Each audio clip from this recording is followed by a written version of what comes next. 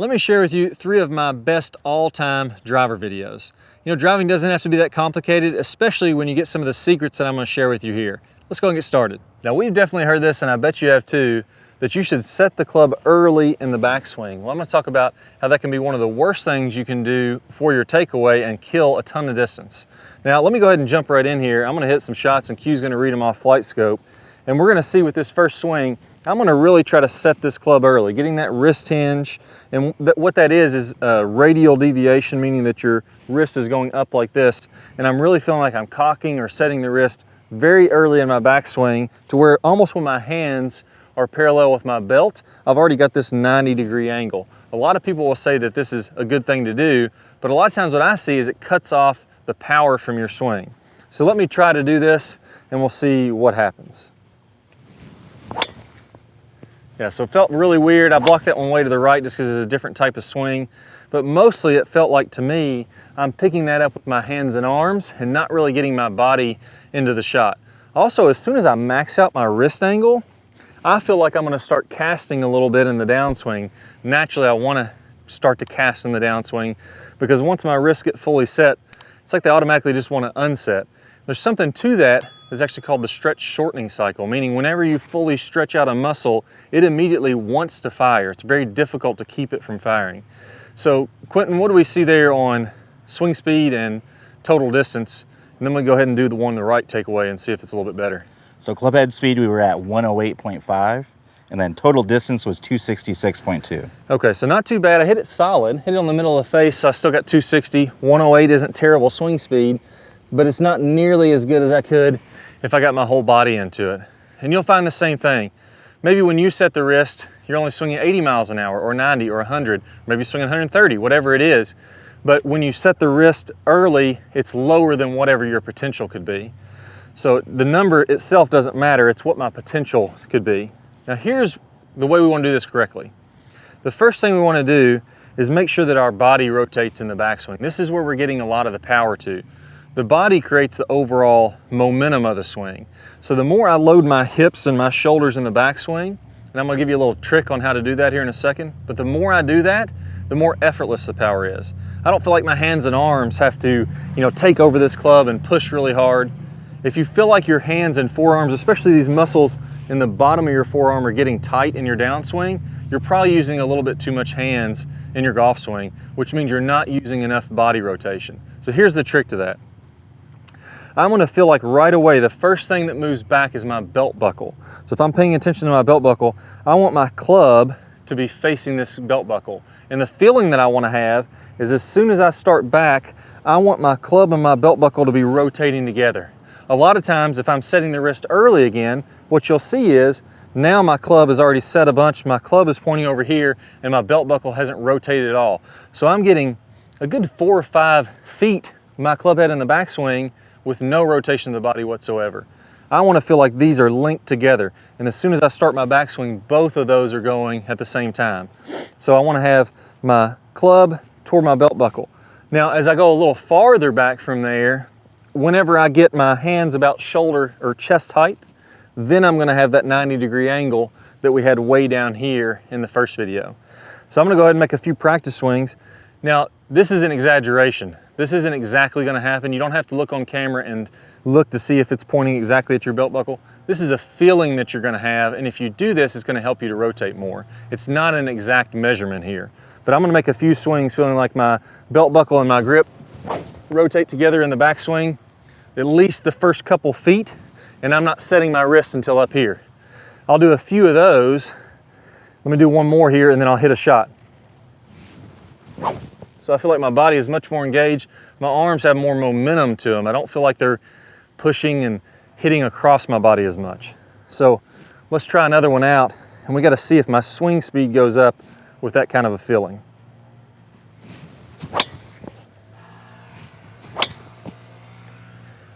There we go, that was a little bit better. Definitely launched higher, just a little right center fairway. So we started out at what, Q, 108 swing speed? Was that one a little better? Yeah. That one's quite a bit better. So 117.9 club head speed. Up almost 9 miles an hour club head speed. 266 was the original or total distance. What was that one? Yeah, I went up to 303.3. 303, so almost 40 yards farther. So it's not saying that that number is going to equate exactly to what your game is. It's saying that that increase is going to equate to what you're doing. So if you're setting the wrist early and your body's turned off, those hands and arms are working overtime, it's going to be really difficult to get the distance that you want to have in your golf swing. Now, one thing that I see over and over again for players that really pick that club up with their arms, that club just shoots back to the inside. No matter how much they feel like this club is pointing to their belt buckle, they need a little bit more, something a little bit more extreme. So Q, what do you find is your very best drill to help people that really struggle to get that club inside, to get that fixed once and for all? So I want you to do something for me real quick. I just want you to set up for me. Okay. And I just want you to do a swing where you do absolutely no lifting of the club. You just do the rotation. So just turn my body, no. Yep. So that's what the golf swing looks like if you have absolutely no lift in the swing. You're just rotating only. And that's something that we all think about. We all think about that we really just want to rotate. And that what ends up happening all the time is that you'll just end up kind of bringing the club too far inside. You don't get enough lift out of the club. So now I just want you to do the swing where you don't rotate at all. It's just the lifting portion of the club. So yeah, so that's just the lifting part of the club. Now if you go back up to the top where you're at the top of the lift, now rotate your body. Now that's a great position to be in at the very top of the swing there. That's the position that we want to be in. So to get into this position where we're thinking about lifting and rotating, we want to feel like as we're rotating back, like Clay was talking about, getting the butt into the club pointing into the belly button, but also have the feeling that this club is tracing up your target line. So you're pointing out into a target, there's a line going from your target back to the golf ball, and then it goes through the golf ball going all the way back. What I want you to feel like is that if you come back to address here, that this club is going straight up that target line as you are rotating up to the top. So you can go really extreme, not just set the club very much, but just have it go up this way. And that's extreme, that's an exaggeration, right? Exactly. But that's what I need to feel. If I'm the guy that's bringing it in here and can't stop, I need to feel very exaggerated that way, right? Now it's going to make it really easy to get into that lifted and rotated position at the top. And that's going to be a very, very powerful position to get a lot of distance. Okay. So when I set up to the golf ball here, I'm going to do a few reps where I still feel like it's pointing toward my belly button as I rotate back, but then I'm going to imagine this club just lifting out, staying way outside my hands, lifting up the target line as I go to the top. So I'm not doing that by just picking it up like this. I'm keeping very little wrist hinge and letting the club go out. And again, that's not what's really happening. You're not going to do this. For someone that's used to doing this, if you usually do this in your swing, you've been doing it for years, when you feel like you're here, you look on swing and look on video, it looks absolutely perfect. So let's go ahead and recap these drills. We've covered quite a bit of stuff. Let me go through exactly what to do, break it down step by step, and I'll hit a couple more shots here. So number one, I gotta make sure that I don't do everything with just the hands and arms early in the backswing. So if I'm gonna pick up that club with all my wrist, I'm not gonna rotate the body. I'm gonna be all arms in the swing, and my distance is gonna plummet. I'm really not gonna have the swing speed that I want. So here, I wanna make sure butt into the club is pointing toward my belly button. I would do a good 20 shots of this.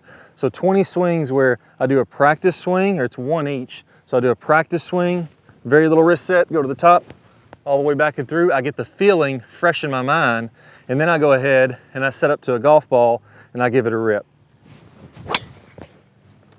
There you go, hit that one pretty good. Then I'm gonna alternate. One practice swing, one shot, one practice swing, one shot. Focusing on early rotation of the body.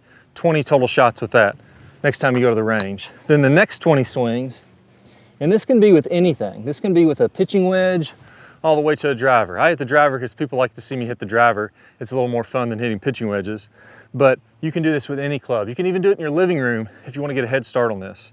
Then the next 20 swings, I'm gonna go ahead, and the feeling is gonna be same thing I just had, but that club is gonna trace out here, way outside my hands. It's gonna feel like it kind of loops up this way. Even when I feel that in my own swing, it's not gonna be nearly as exaggerated as what that practice swing was. So you can see that didn't look that crazy, and the ball went pretty good. So 20 swings, one practice swing, one shot, one practice swing, one shot. It's one bucket of balls, and you can finally get rid of that inside takeaway and add some serious power.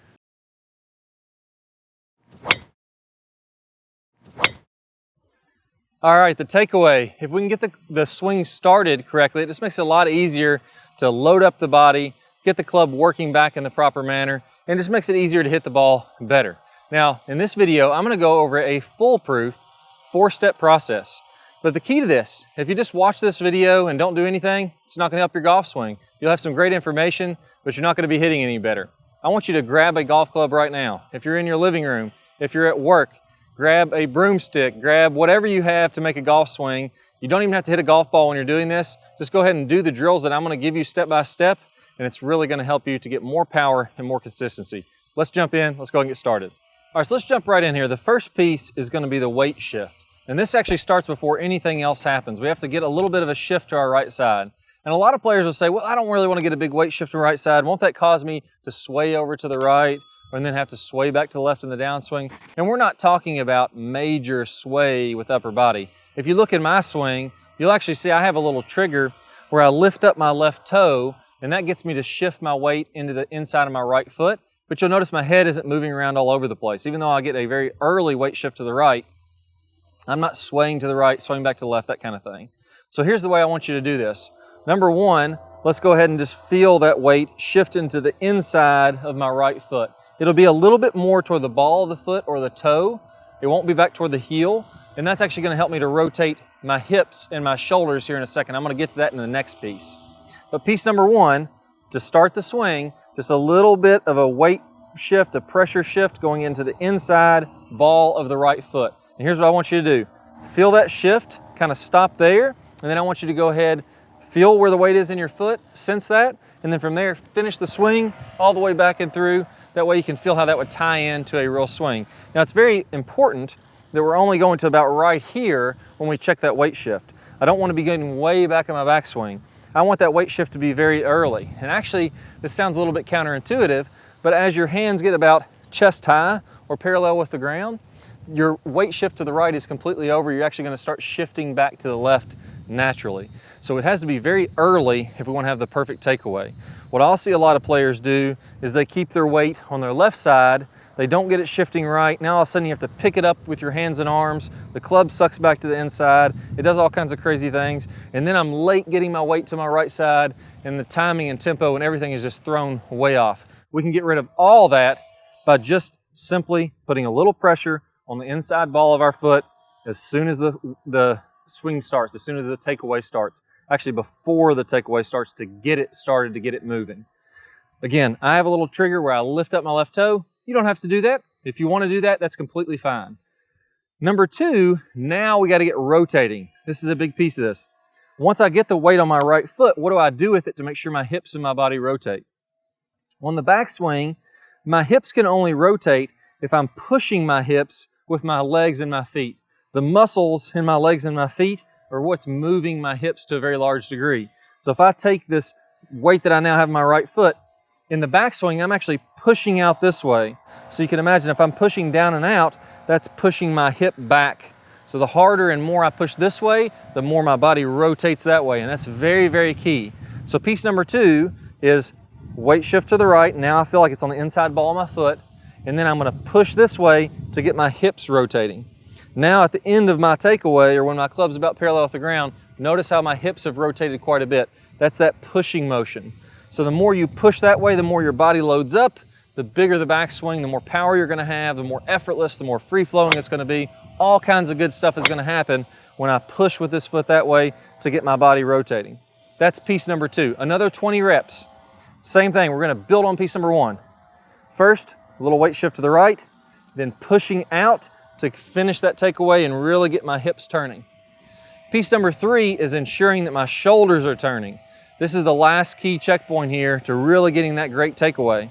I don't want to feel like my hands and arms are doing much with this.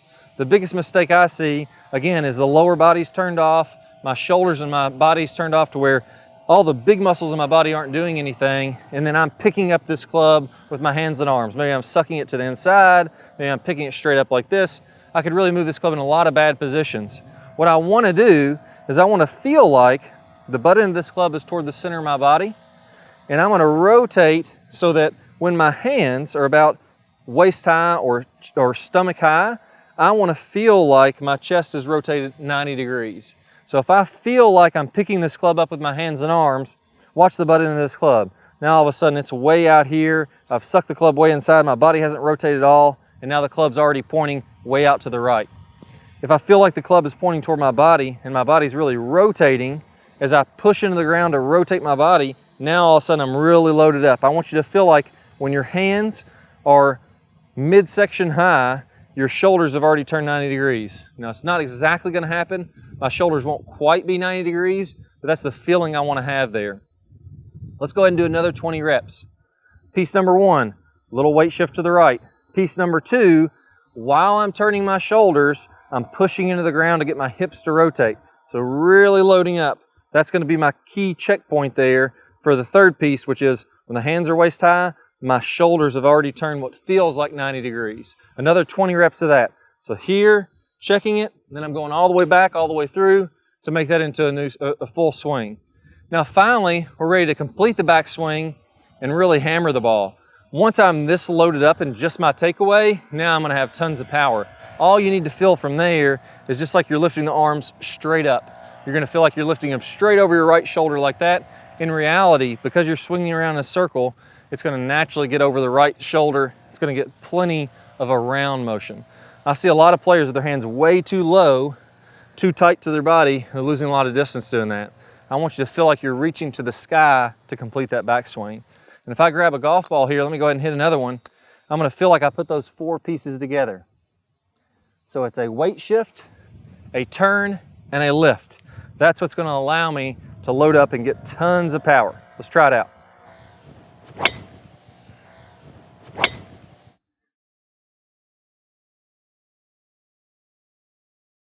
I've studied the backswings of all the best players of all time, and there's 3 things that they all do. But I see a lot of people get obsessed with bringing the club too far inside or bringing the club too far outside. You know, if you look at a lot of these players, you're gonna see everything in between there. There are players that brought it way inside, like Raymond Floyd. There are players that bring it way outside, like Jim Furyk. It's not one of the most important things. You can be successful with either one of those things, outside, inside, and everything in between. The key are these 3 pieces, and we're gonna start from the ground up here. So the first piece lies in your legs, in your hips. So what we wanna make sure that we're doing is that we are turning our hips back and around in the backswing. What I often see players who struggle with contact, coming over the top, shifting the weight to the lead side, all those things, they'll tend to slide off the ball quite a bit. So you can see I have this chair here. There's a very easy drill you can do to make sure that you're not sliding off the ball. So first set this up to where this chair is just barely not touching your hips. So have about a hand width between you and the chair there, and just take some practice swings. I'm just gonna choke up on this club so I don't hit the ball. Just take some practice swings here where you're focusing on turning your hip away from that chair. Now you wanna make sure that you're loading up into your trail leg. I don't want you to be going like this where you're loading up into your lead leg.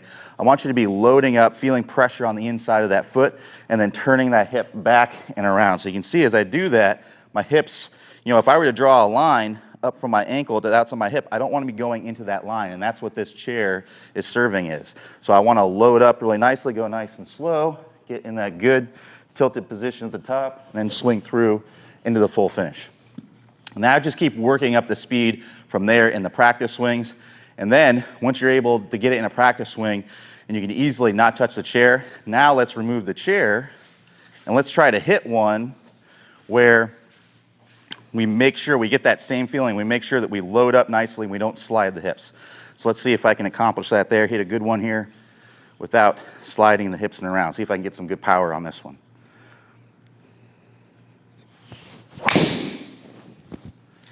All right.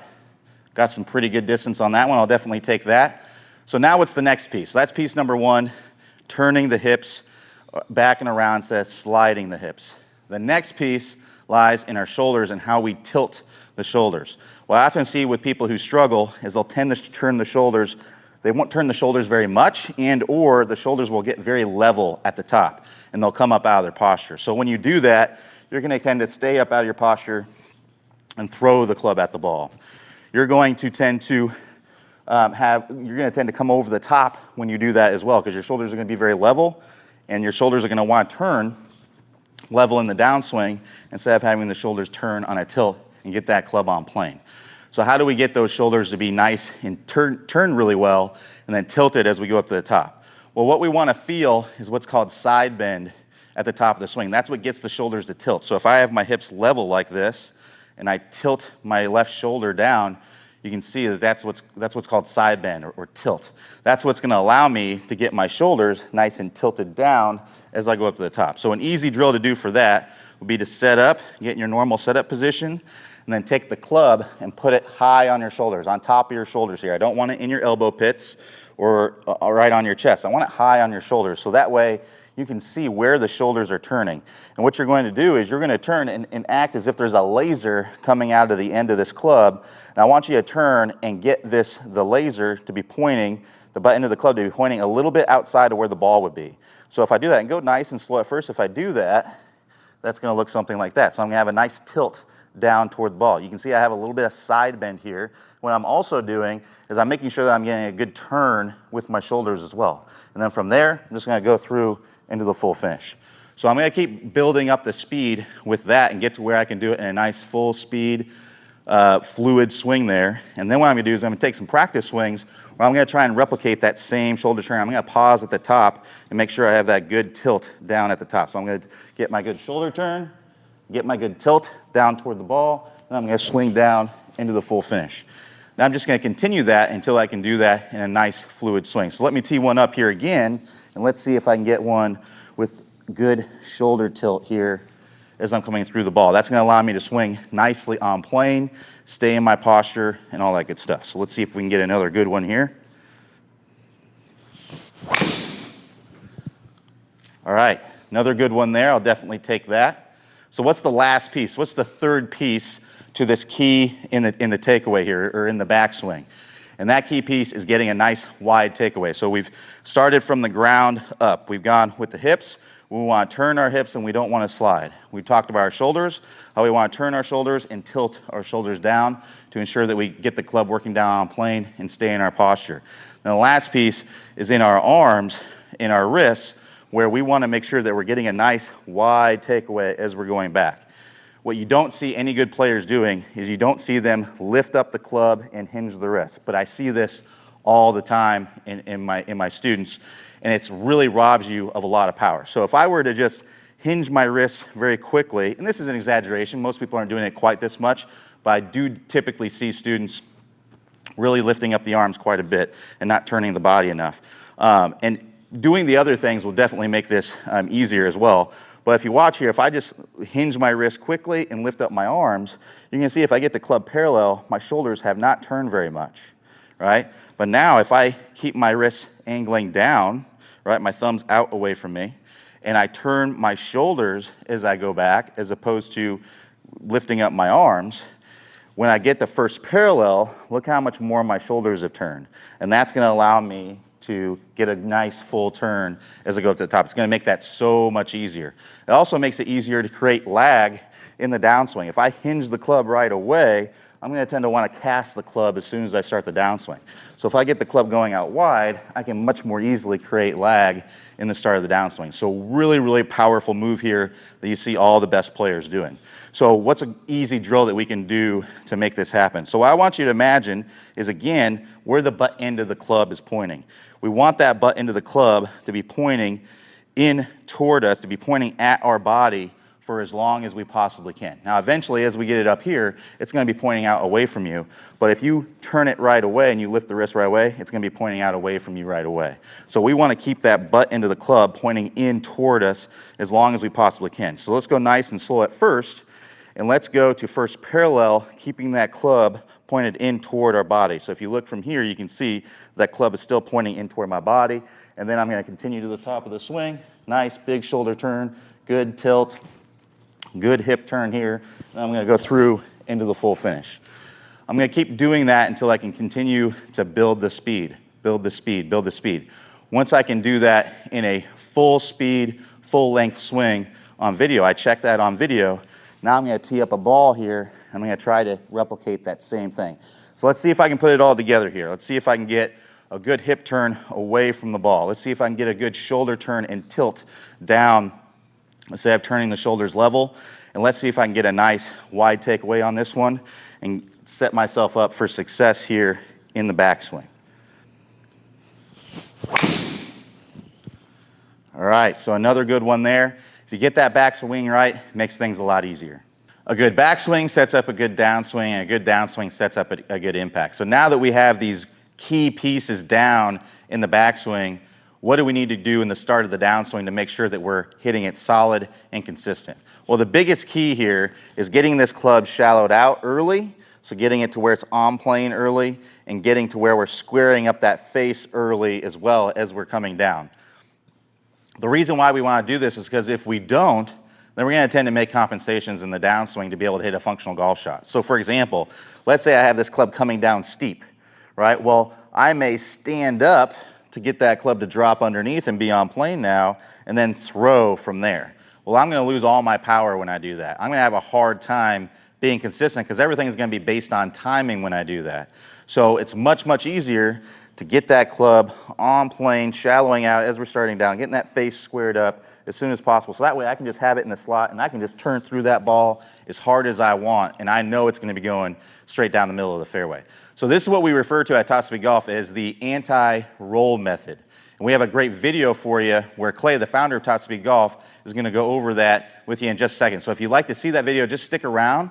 You can see a free preview of that video, but if you'd like to see the whole video, all you have to do is click the iCard that's going to appear on your screen here in just a second, or you can click the link in the description below. Play well. So here's the bottom line.